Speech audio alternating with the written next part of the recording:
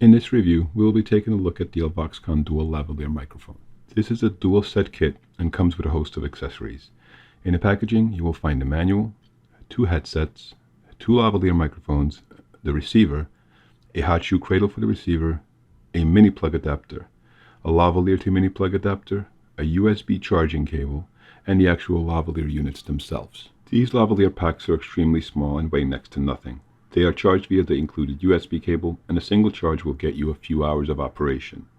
The units are very simple to operate and power on with the press of the on button.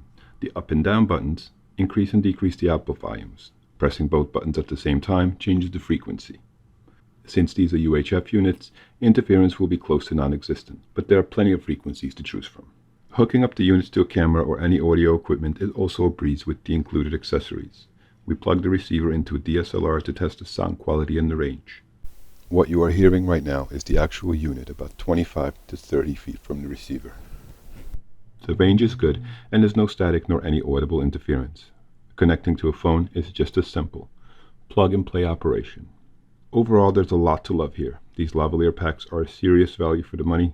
Build quality and sound quality are good, and best of all, it's very easy to use.